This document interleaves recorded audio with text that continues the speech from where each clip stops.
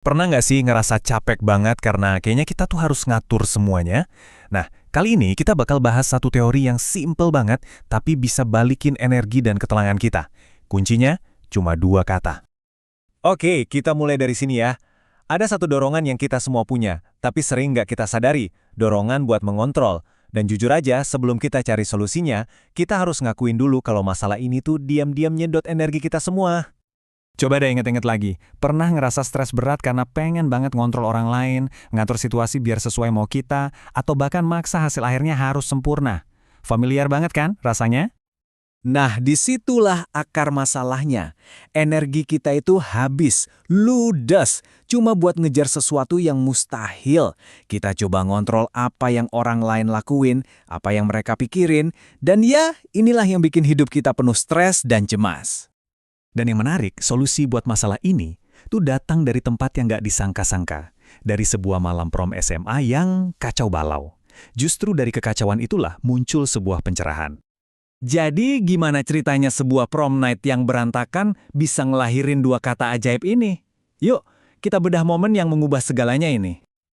Oke, coba bayangin kekacauan ini ya. Mulai dari drama korsase, terus 20 anak remaja nggak punya reservasi makan malam, tiba-tiba hujan badai datang.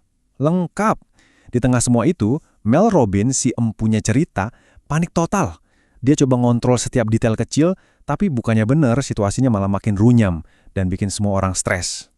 Nah, di puncak kepanikannya, saat dia lagi sibuk-sibuknya ngambil alih kendali, momen penting itu datang. Bukan dari orang dewasa lain, tapi justru dari anaknya sendiri. Anaknya cuma ngomong gini, "Ma, biarin aja mereka. Udah, cuma dua kata itu." Sesimpel itu, tapi buat Mel, rasanya kayak disambar petir. Seketika itu juga, Mel ngerasa beban di pundaknya langsung hilang. Biarin aja mereka. Biarin mereka basah kuyup, biarin sepatunya rusak. Ini kan pro mereka, pengalaman mereka.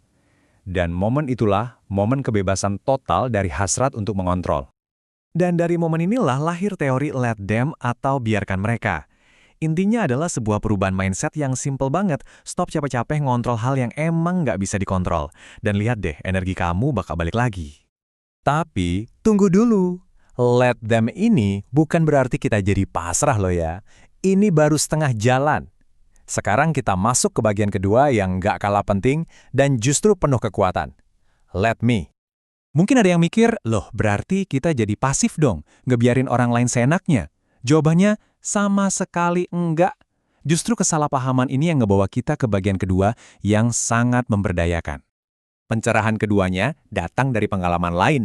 Jadi Mel lihat foto teman-temannya lagi liburan bareng di medsos. Tanpa dia, langsung deh muncul rasa ditolak, sakit hati. Dan refleks pertamanya, ya nyalain mereka. Coba deh kita lihat pergeseran kekuatan ini. Kalau tanpa let them, kita seolah-olah ngasih power kita ke orang lain. Kita jadi ngerasa kecil, insecure, sakit hati. Tapi dengan let them, kita narik lagi power itu. Kita misahin diri dari tindakan mereka, dan boom, jungkat-jungkitnya jadi seimbang lagi. Jadi, saat kita berhenti ngontrol tindakan orang lain, kita jadi punya ruang buat ngaca, buat nanya ke diri sendiri, oke, peran gue di sini apa ya? Apa sih yang sebenarnya gue mau?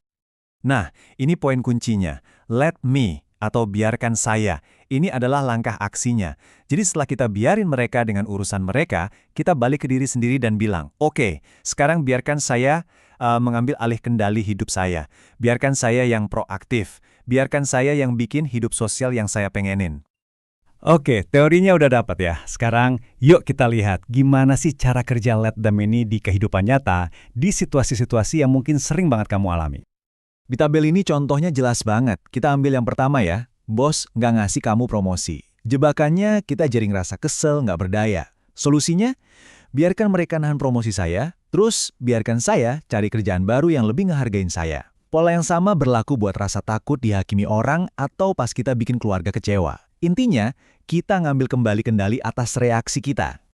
Dan kalau cuma ada satu hal yang perlu kamu ingat dari semua ini, ingat ini. Satu-satunya hal yang gak akan pernah bisa kamu kontrol adalah orang lain. Titik. Jadi, apa artinya semua ini buat kamu? Anggap aja ini undangan buat memulai babak baru dalam hidup. Selamat datang di era Let Me kamu. Penting banget buat diingat ya, ini bukan soal nyerah atau jadi pasif ya, justru kebalikannya. Ini soal empowerment, soal gimana kita ngarahin energi kita yang berharga ini ke hal-hal yang benar-benar bisa kita ubah, yaitu diri kita sendiri. Karena pada akhirnya semuanya balik lagi ke satu kebenaran simpel ini, kamu dan cuma kamu yang bertanggung jawab atas kebahagiaanmu sendiri. Jadi pergeserannya itu fundamental banget.